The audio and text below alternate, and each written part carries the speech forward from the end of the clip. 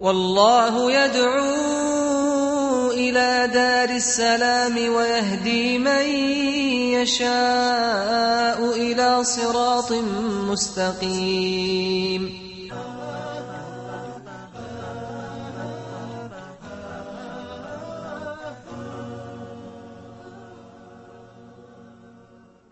Assalamu alaikum wa rahmatullahi wa barakatuh. Welcome to a new episode of your show, Inspirations.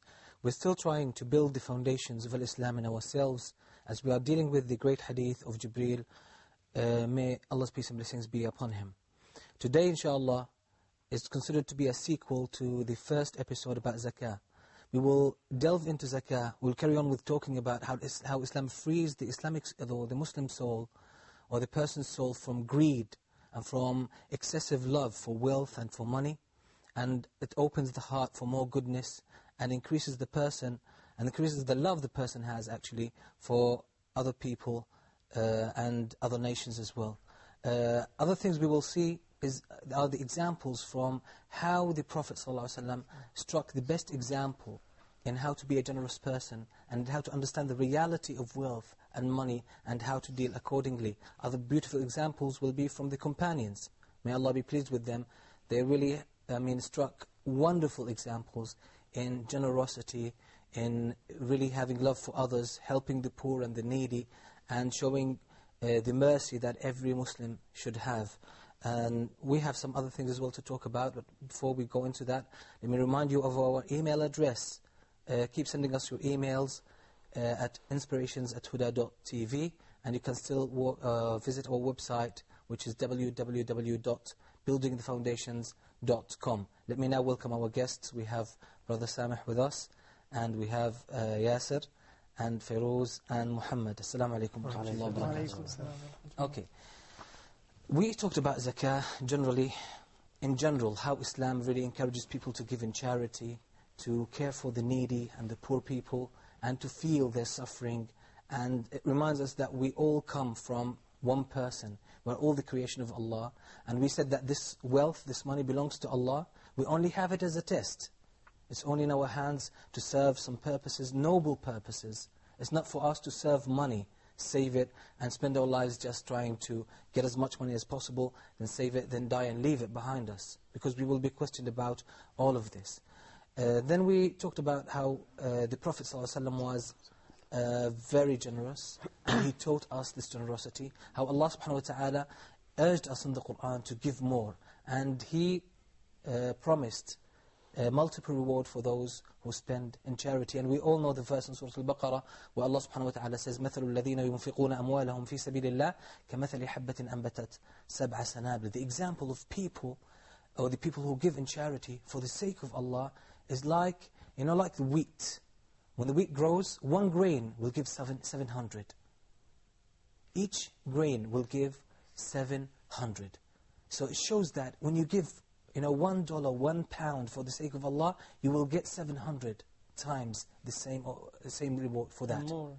Yes. So it just opens, the horizons of every person, that don't be limited. Don't let your insight be limited to the wealth that you have, that you possess. What Allah has is better. And every time Allah mentions the pleasures of this world, Allah says, وَاللَّهُ عِنْدَهُ حُسْنُ الْمَآبِ, and Allah has better than that. And Allah has greater reward. In order just to remind us of the reality of this world and this life. Now, we will try to start with some of the examples. If you know any of the examples, any of the incidents or instances where the Prophet ﷺ gave for the sake of Allah, or how the companions gave, so that makes a good start for our show today. Can you recall anything? I remember once a companion came to the Prophet ﷺ and he presented him with, I think, a sweater or a shawl, something warm to wear, or a shirt. And another companion said he wants it from the Prophet ﷺ, and the Prophet ﷺ, without asking, gave it to him. And the companions later scolded that other companion and said, the Prophet ﷺ needed that shirt or that shawl. Yet the Prophet ﷺ's generosity was such that even if he needed something, he'd give it away. Yes, subhanAllah. So it just shows that the Prophet ﷺ, as one of the companions described him, he said, he never said no to anything he was asked for. Every time you ask him for money, you ask him for clothes, you ask him for food, he will always give. He never said no in his life. Every time anyone asked him, he would give, even This is a beautiful example as well, that when it was given to him as a gift, when someone gives you a gift, you're happy about it. You need this time to enjoy it, But at that very moment when he got it, another companion asked for it. So he straight away gave it to him. This is the kind of, character that Islam wants us to, Allah subhanahu wa ta'ala wants us to be through Islam. So every time we read the Qur'an, we try to understand it and apply it. Inshallah, we'll get closer to that. Can you remind us of other examples? Yes, there is once a guest came to Prophet Muhammad sallallahu alaihi wasallam. So Prophet Muhammad sallallahu alaihi wasallam, he asked for his 9 houses, and he get answers there is no food. So Prophet Muhammad sallallahu alaihi wasallam, he said, who will take my guest today? So one of the companions, without even asking what's in his house, he said, I will take it, Ya Rasulullah sallallahu alaihi wasallam. I went to his house, and his wife told him that all food we have is just enough for the kids. So he told her, okay, just make them feel like you're preparing the food until they fall asleep. And then they told her to put the light a little bit down and put the food in front of the guest, and he and his wife will pretend that they're eating while the guest will take all the food. Next day, when we went to Prophet Muhammad sallallahu alaihi wasallam, said, Allah subhanahu wa ta'ala was amazed and happy with what you've done yesterday. So subhanAllah, even they have limited food, even for them kids, they sacrifice in the sake of Allah subhanahu wa ta'ala to hostel the guest of Prophet Muhammad sallallahu alaihi wasallam. MashaAllah. So it shows that how the companions of the Prophet sallallahu alaihi wasallam were. And this goes as well with what we just said about the Prophet sallallahu alaihi wasallam. He never said no. Even he didn't have anything to give, so he went to his companions to see anyone would entertain my guest. And they even, favored that guest over themselves and their children, and they gave the food to this guest who was, actually, he basically, he was a man who came to the Prophet ﷺ. He said, for, many days I haven't had any food at all. He was starving, and he said, I haven't had food for so many days. I was trying to be patient, but I can't do it now. I can't do it anymore. I have to have food. So he came to the Prophet ﷺ complaining about it, as being the leader of that community at that time. So it just shows that these companions, they thought about it. Maybe somebody would say, oh, let me put this kind of objection. Maybe someone would hear the story and say, okay, will they deprive their kids of the food and they gave it to that man? Is this generosity? How would you reply to this? They depend on Allah subhanahu wa ta'ala for living, they had belief in Allah subhanahu wa ta'ala. They had iman in their heart that they are depending on the one, that if they have the pure intention for him, and if they ask him, he will give them what they need.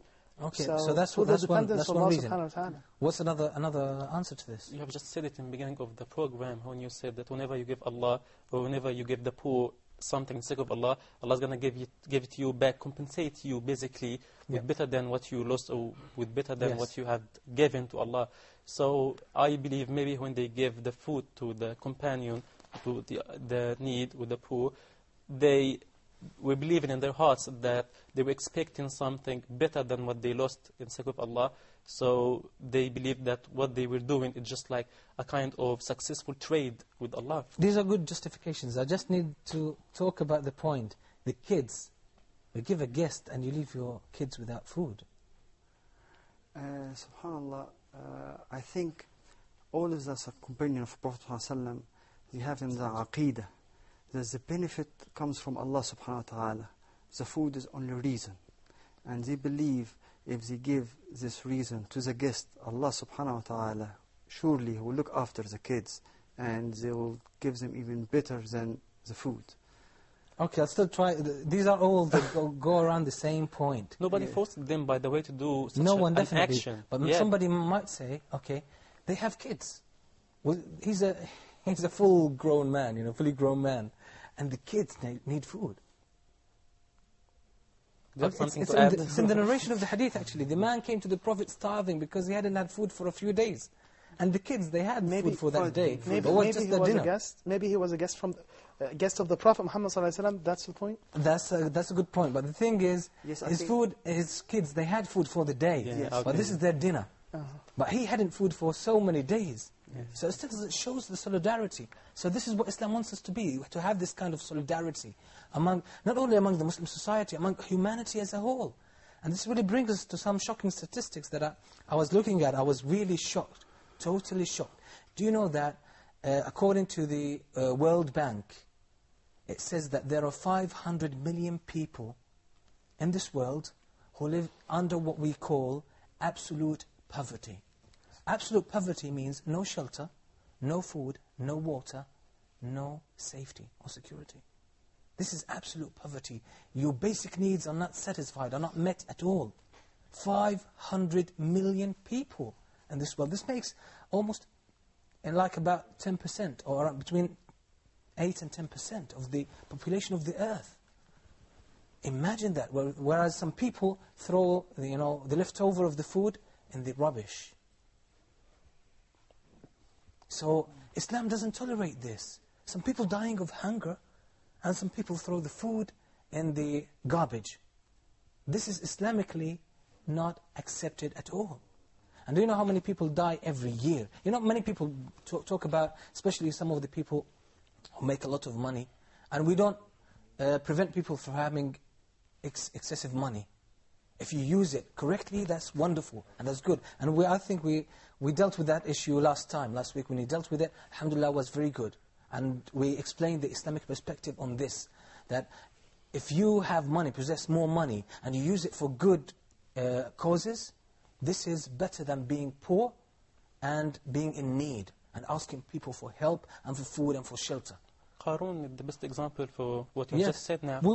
I will ask you to talk about Qarun as you brought this up, but let us try just to focus on the problem that the world faces today. Yes. Yeah. Many people, they just waste their money on luxuries, things they don't need.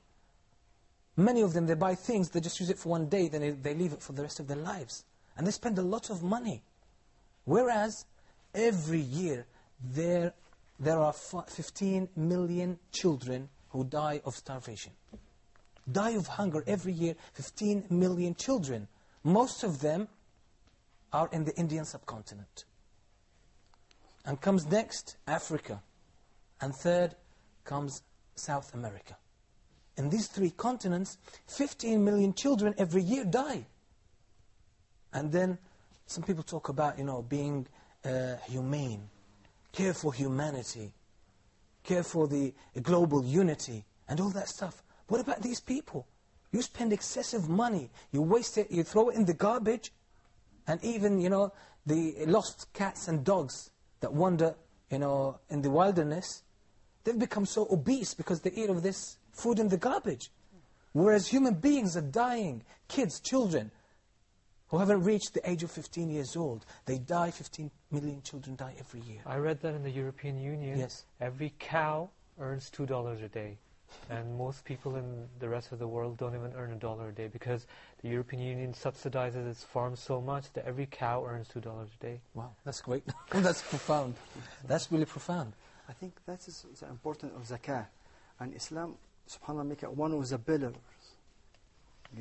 Because yes, one of the pillars of Islam. Yeah, one of the pillars. So this is why we're bringing these statistics, just to say to the world, those human rights activists, you always try to say, okay, our brethren in humanity, our brothers and sisters in humanity, people in Africa, people in Southeast Asia and Indian subcontinent, people in the poor countries, they suffer from illnesses, from diseases, and from starvation. We have to help them. No matter how much you try, there is a lot of greed in the world today that governs politics everywhere.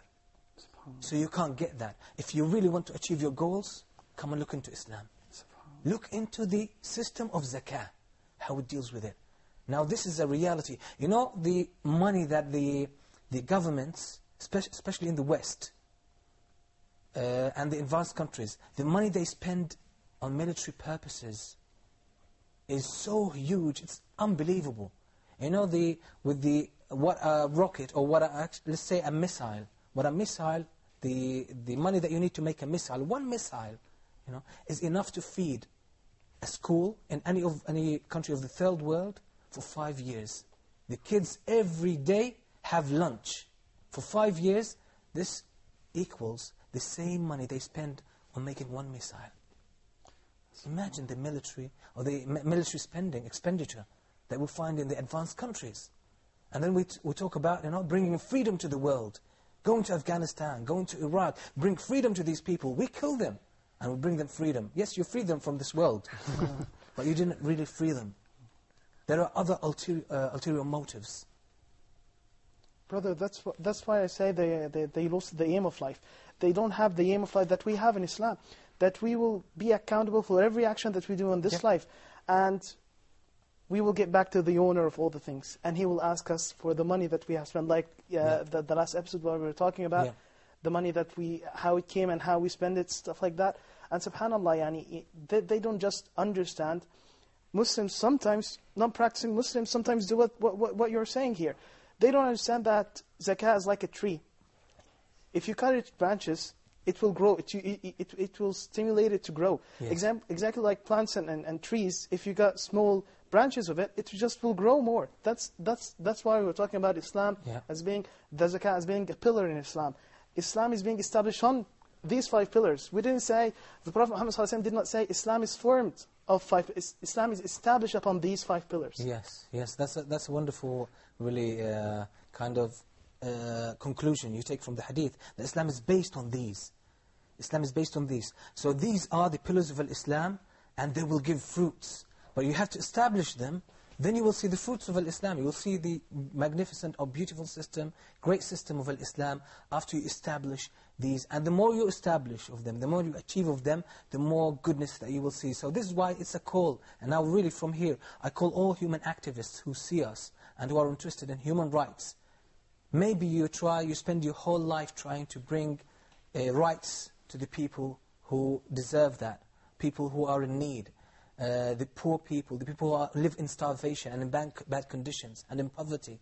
You will try, but there are people who have the opposite kind of objectives, and the only way to bring freedom to people and to bring affluence, I don't say even affluence, just bring them dignity, bring them their rights to eat and to live with dignity, the only way is to come back to the system of Islam. Study it, go into it and see how beautiful it is. And don't listen to the propaganda, the stereotypes that try to deter you away from Islam, because they know that Islam will make everyone equal on this earth.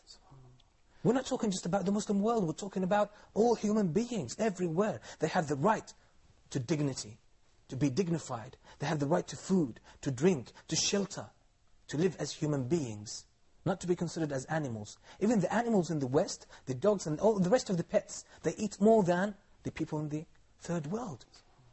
Why do we spend all that money on the military purposes, and that is only incited by greed, to dominate, to control other countries, to control their resources and confiscate them? And when we talk about freedom, we talk about liberty, we talk about liberating the masses, liberating the people from their rulers and all that stuff, but then we subjugate them, we humiliate them, and what do?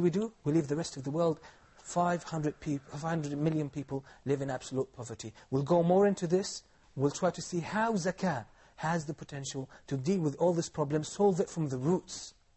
So once we affirm the foundations, the roots, we'll get the right fruits, inshallah. So let's go now to a short break, and I say to all viewers, stay tuned, we're coming back soon.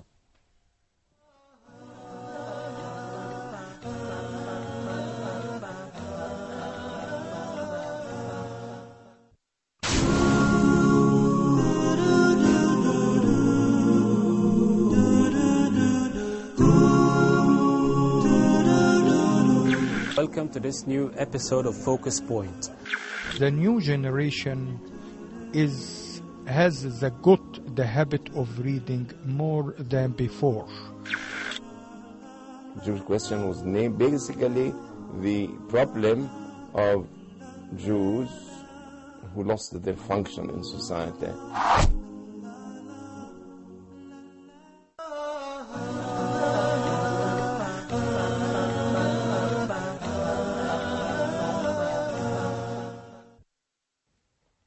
Assalamu alaikum wa rahmatullahi wa barakatuh. You're still watching Inspirations.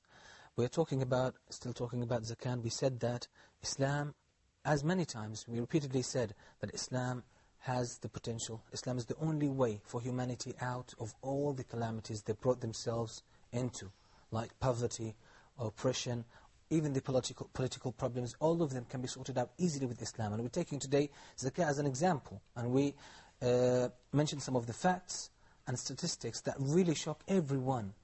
How do we live in the world like this? And we talk about being human, talking about helping others, talking about freedom, talking about promoting, democracy, when so many people are dying of hunger and we're enjoying, the luxuries. And we're killing people for these luxuries as well.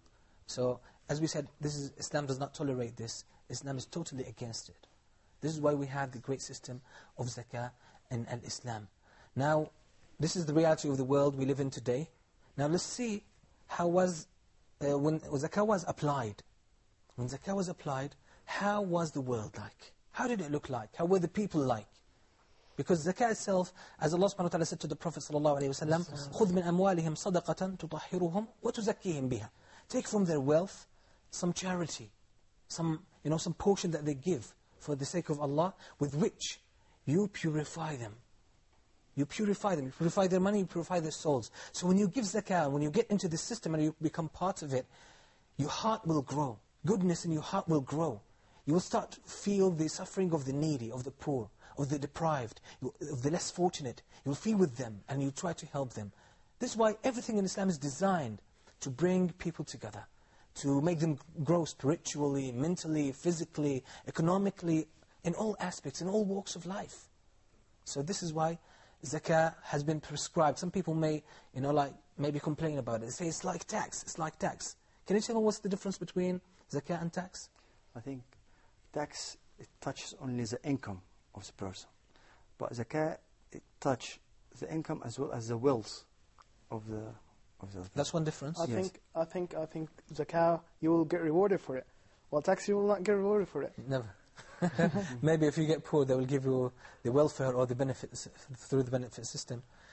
The tax might be not fair, taking high portion from the income of the person. Very good. Sometimes the income tax, gets in some countries up to 40%. Yes. Well, I think the least amount is about 25%, from 20 to 25% of your wages. But whereas zakah is only 2.5%, with like the wealth as money, but like the crops and camels and sheep and all that, they have different portions or proportions.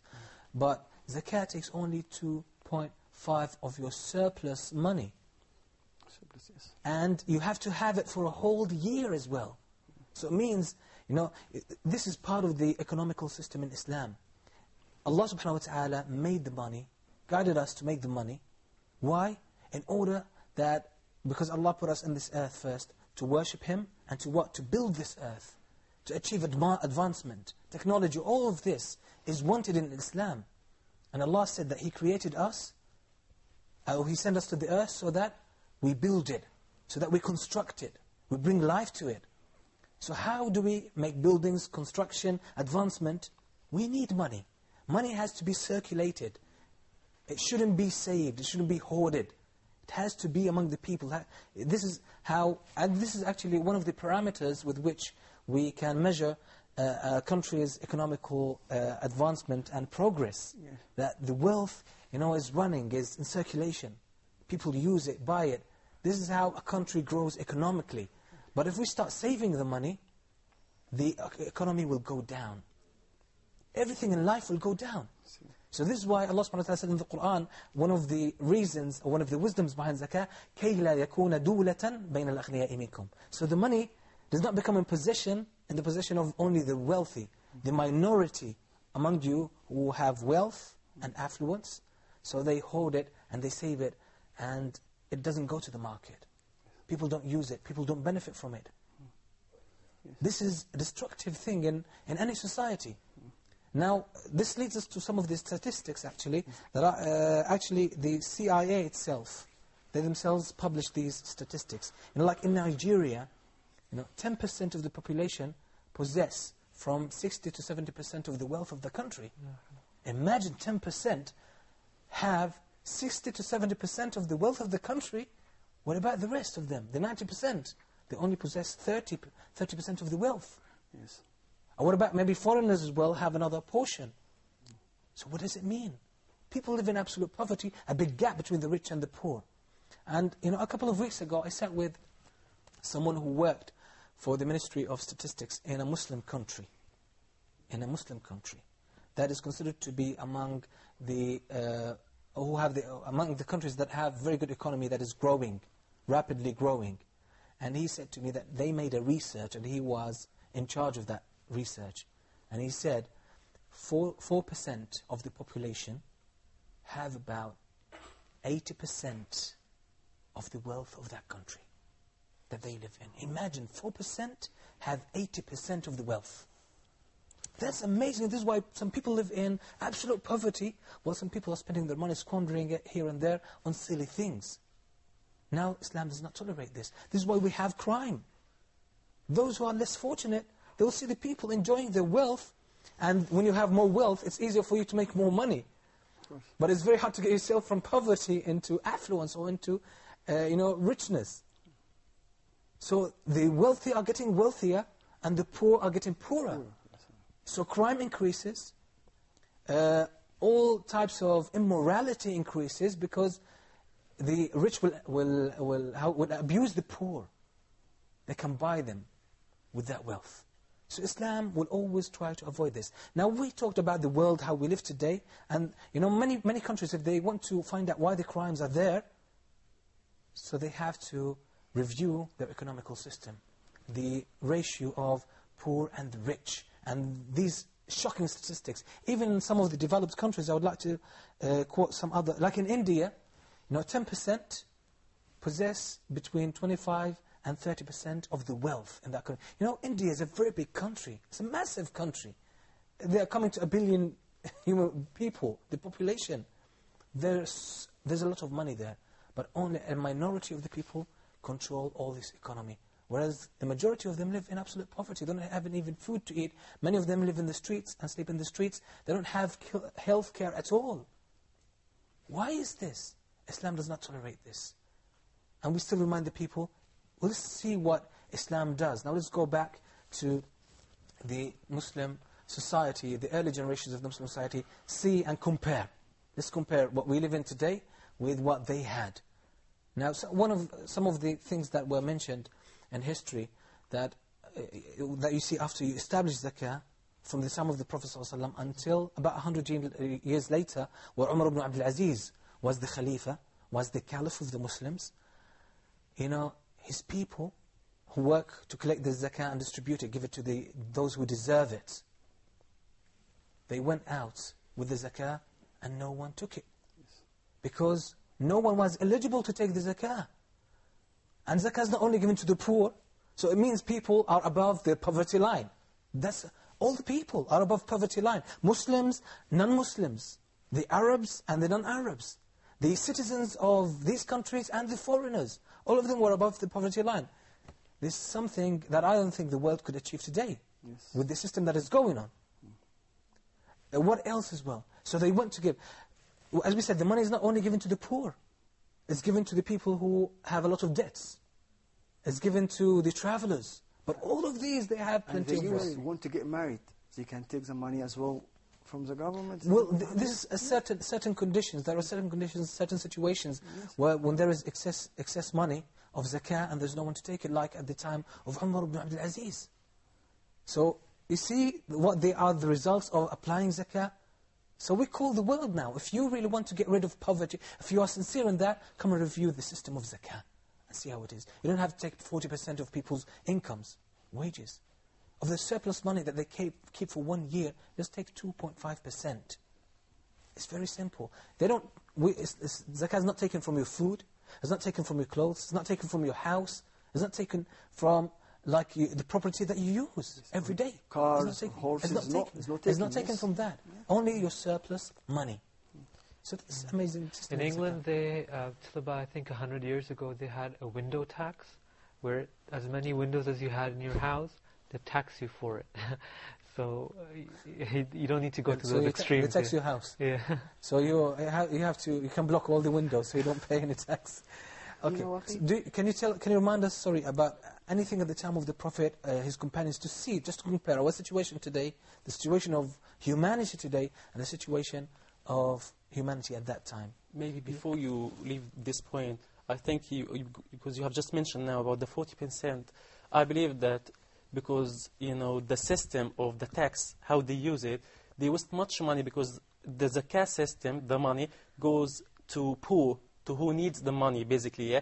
But the tax system, it goes to, we take money from the rich people, and then most of the time, the money goes back to themselves. But they don't need it, they don't need it really, because, making, some, I don't really want to speak about details, but I see that everyone get the money, the benefits which we get from the tax. Let's say, maybe if I'm rich and I pay the tax, then in a way, the money comes back to me as well. So, what about the poor? How does the money come back to the rich? I tell you, in the zakah system, let's say if I'm rich and I pay the zakah, that amount of money is saved to who needs it. Yes. Like, let's say someone. Yeah, but you said in the benefit system or the welfare system, like in the Western social systems, the rich pay the tax, but it comes back to them. How does it come back to them? Well, as far as I know, it goes to the poor, really, or those who need it, or those who apply for it. Mainly those who need it. So how does it go to the rich? We have to be as well, sometimes we're not talking about exceptions like people trying to abuse the system. Yeah. We have to be fair, these systems actually, the welfare system, the benefit system, generally are good because they take money from the people who have. But we're not talking Islamically, just let's say generally, the principle is good, to take money from those who have excessive money, give it to those who need it. I know that the system is abused. Most of the time, a lot of people who don't need it take it. They use it for drugs. They use it for other things. But we're just talking about the system, not the way it's being abused. Yes. But before we carry on, I actually plan to talk about this later on, which is all these systems are taken from Islam. Exactly. They were there 1,400 years ago. Yeah. They were there 400 years. But Samih, you had a point you wanted. Yeah, I want to highlight a specific thing here. The reason why Muslims became prosperous at the time of the caliphs of the Muslims, because they feared Allah. All of them feared Allah. They gave out the zakah, not by force, not everyone is knocking at their door, hey, it's zakah time here. No, they gave it because they had fear in Allah subhanahu wa ta'ala, that they had a clear heart inside themselves. Umar ibn Abdul Aziz himself was talking to one of his friends at night, talking about the national affairs, and then after he finished talking, he closed the lantern. So his friend asked him, why have you closed the lantern? He told, we were talking about things that are related to our country or Muslim nation. Now we're beginning to talk about things that are between me and you. It's time to close this because this is a part of the Muslim money. So it shows that Umar ibn al-Khattab was so concerned for the people's money. So the money of zakah, we can't use it. The money of Islam, of the people, we can't use it for our own self-purposes or personal purposes. But who pays the tax? Everyone has to pay the tax. Even the people which they need that money. Let's say, for example, let's say if I have a family, if I have a family, and then you ask me to pay 30% or 40% sometimes from my wage. Let's say I have a big family. Let's say some of my family members need health care, needs this, need that, and then end of the day I find you take, a big chunk of my money. Yes, that's right. It could be, it could be abusing for me. Maybe someone else could be able to do it. Would be able to pay that amount of money, no problem for him. But you are doing this with everyone. But the zakah system is much different. First of all, I have to reach, a limit. My money, the amount of my money has to reach a limit. So after that level or that limit, I start be entitled of paying zakah. And you have to have it for 1 year as well. Yeah, this is something. You didn't do anything with it. Yeah, but the first point, I have to be rich. My money has to cover.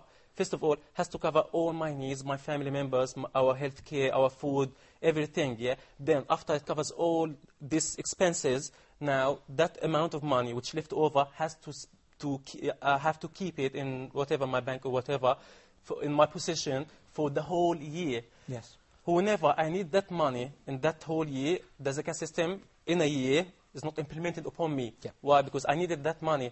But when we come to the first, system, which like most of the countries basically use it, they take the tax from everyone. That's Even true. the people, they need that money. That is true, that's So- true. Because sometimes what I defining the wanted to poverty say. line is not really clear. Because sometimes, like in the UK, I think it's about 4,000, 4,500 a year. Above this, they start taking tax or deducting tax from your wages. But, you know, in London, when you earn 4,000, 4,500, you can't even pay your rent. Even if you get a studio or a small room, you can't even pay that rent. So... yeah, so still, you know, it goes back to the way the system is applied. But what I said, the origin of these systems has been taken from Islam.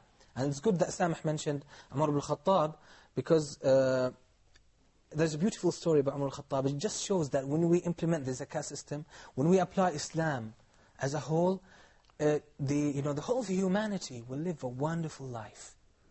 A wonderful life, peaceful, with dignity, no need for being a thief, no need for stealing, no need for oppression. On the contrary, your right will come to your doorstep. You don't have even to chase it. We'll talk about this, inshallah, after we take a short break. And we'll say to our viewers, stay with us, we're coming back soon.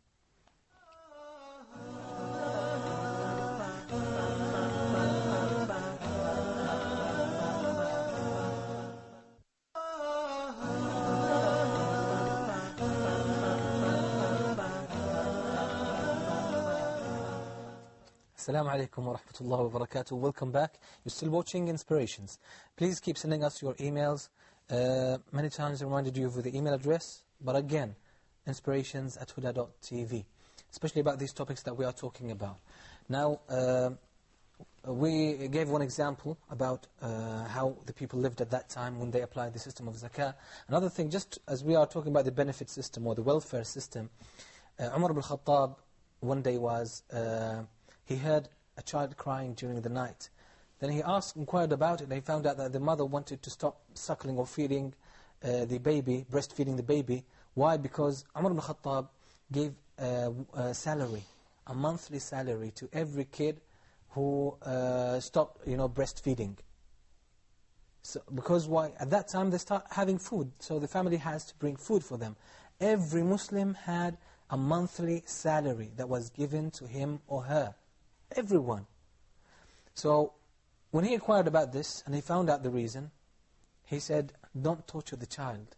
Then he changed the system, and he said, every Muslim, once he's born, he will get his monthly salary. Could you imagine this? Not even in the Western world, I don't think you still get that anyway. But it just shows that even these systems in the West, they came from Islam. They were there already. We're talking about 1400 years ago.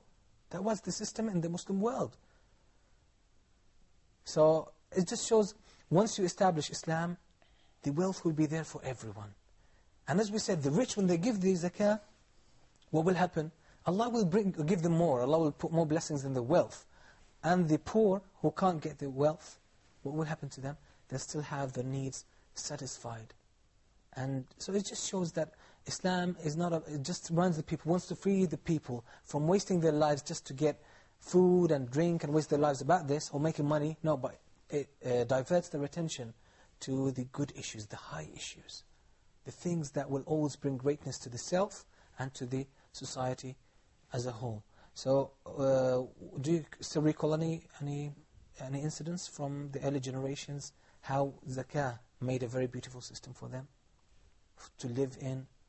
Like, I remember one of the things during the time of Umar ibn Abdul Aziz, it just shows, because this testifies to the verse in Surah, in the Quran, where Allah subhanahu wa ta'ala says, ظهر الفساد في البر والبحر بما كسبت أيدي الناس. In Surah Al-Rum, ظهر الفساد في البر والبحر بما كسبت أيدي الناس. Corruption, destruction has appeared on the land and in the sea. Why? Because of the evil doings of mankind. When you sin, the sin has its impact on the trees, on the earth, even on the air itself that you breathe. It has its own effect. And Allah promised to make this clear for mankind. So, at the time of Umar ibn Abdul Aziz, because the Islamic system has been established for about 100 years now, and it's been in effect for this long period, they said the grain of wheat was like the same size as the stone of the dates. The stone of a date is just about like this. It's very big. No genetics here. No genetic engineering here. No, nothing like that. Yeah. It's real blessings from the Creator. Exactly. So once everything follows Islam, because Islam is we said previously, long ago in this show, that Islam is the religion of everything. Islam means submission. The whole world is submitting to the law of Allah subhanahu wa ta'ala. So once you get into Islam and apply it on yourself, you become part of this unity, part of this global harmony, universal harmony that the whole universe is going according to, if you go into Islam. So everything will be on your side. Everything will be pushing you forward. This is how Islam shows us. Feroz, do you have to say? Because on the flip side, as you've mentioned before, if you don't implement a system of justice, it is a system of oppression. And they say whoever doesn't learn from history is condemned to repeat it. If you look in the past generations, whether it was the Babylonians of very long ago, until very recent history, it's always been the fact that the poor are the ones who revolt. Up to the French Revolution. They're the ones who are poor, and they're human beings. They're not going to just sit still and think, oh, my brother has got $1 billion and I have nothing, I'll be happy for him.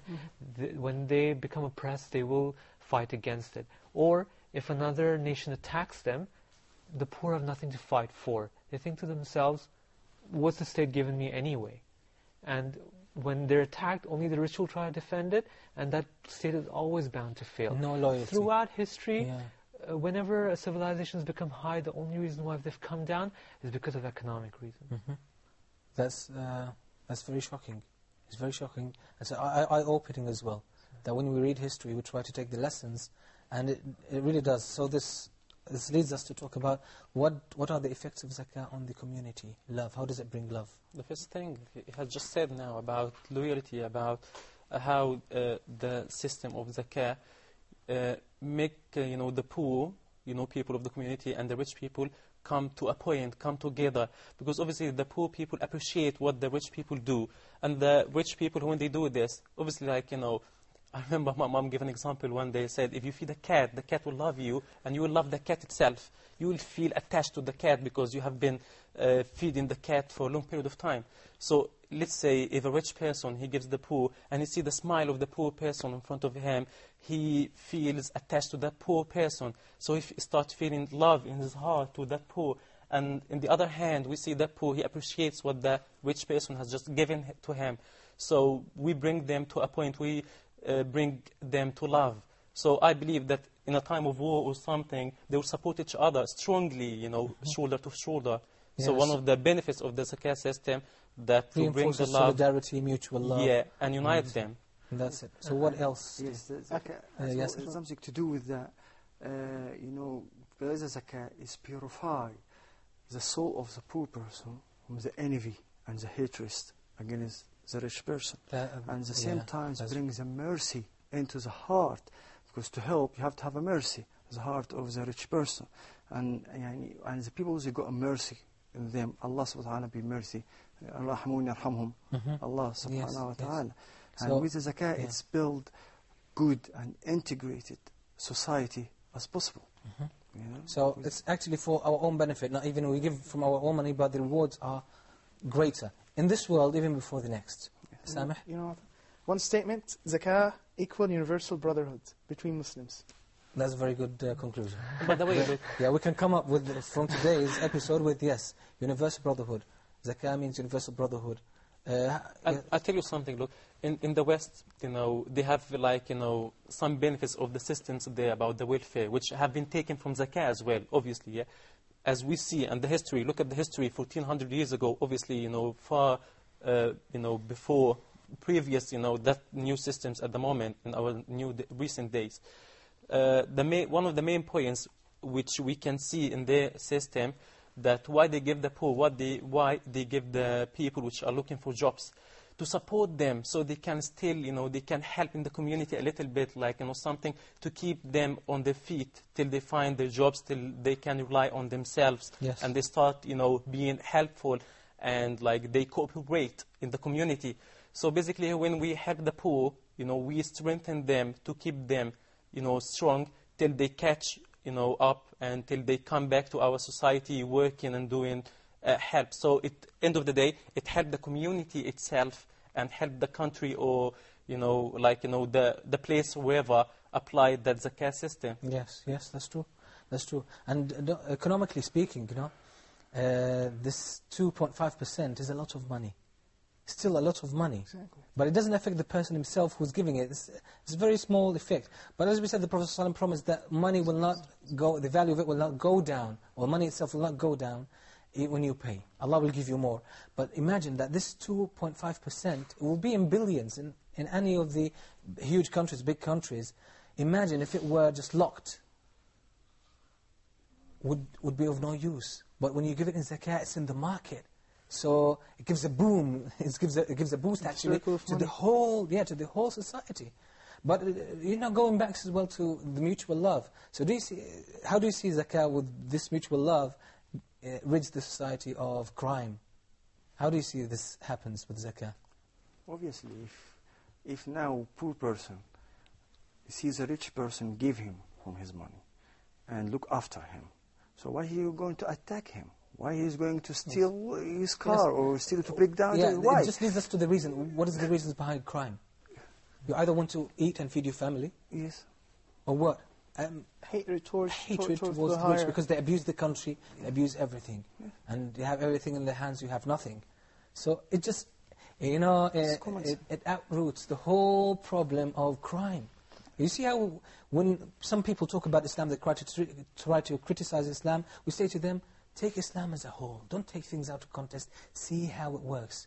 So there are other things as well. When we talk about some of the punishments in Islam, they say it's very brutal, it's very hard, it's very harsh. We say to them, look at Islam sorted out the problem. Like when you steal or when you do this and that, you don't have to do it. Islam has saved you from that. So no one really falls in these crimes except someone, a lunatic maybe, someone who has a real mental problem on whom the punishments will not be applied anyway. So let's try to come up with some conclusions. What do you advise people now, as we talked about zakah? What's your advice to people? My first advice to... Please to make it brief, we're running out of time. Okay, my first advice, or the most important advice, just to review the zakah system, because when they make comparison between the zakah, when we make comparison between the zakah system and any other system, we'll find that one of the main points, people which they are entitled of paying tax, which most of the people of the country anyway, I mean in the other systems, they are... Most of the time, they are disappointed a little bit about paying that tax, because sometimes they are entitled of the money itself. They need that money which they pay. Yes. But in zakah time, most of the time, we don't, or maybe all the time, I don't find any hatred in my heart, because I'm rich really, I don't need that money up to the zakah system. Okay, let's try to just give us a very practical advice to our viewers who see us today in the systems that we live in today. Very briefly, we only have even less than 1 minute. Okay, I don't think you should wait until you're destitute to know that people out there need money. I was a victim of a war zone, and I had to go out into the middle of desert. Big families. If people weren't paying us charity, weren't feeding us every day, we would have died. I don't think you should think to yourself, if it happens to me, then I'll give. You should know that there are people out there who need it. Don't wait for it to happen to you. Spend the money. Okay, yes, sir. Very quickly. Yes, Prophet Muhammad said, the charity wipes or distinguish the sin like the water distinguishes the fire. Very good. Yeah. Advice to Muslims, you are dealing and trading with Allah subhanahu wa ta'ala. Advice for non-Muslims, read about zakah. Very good, excellent. Okay, so let's conclude with zakah is a wonderful system. Muslims and non-Muslims should really look into it and just see the beauty of it, so they will understand the beautiful system of Islam. I leave all viewers with the advice, if you haven't paid your zakah, go and check. Maybe you will have to pay zakah actually, but you don't know about this. So let's find out about it. Go to a scholar in your locality that you trust, or someone you can contact, and then you trust their knowledge. They will tell you about your zakah. Give it. And my advice, go and give it personally. See how when you bring happiness to the needy, especially to the children, how much happiness you will have in your heart. And you will realize that happiness actually lies in giving, not in taking. Now I leave you in the care of Allah subhanahu wa ta'ala until we meet next time. Assalamu alaikum wa rahmatullahi wa barakatuh.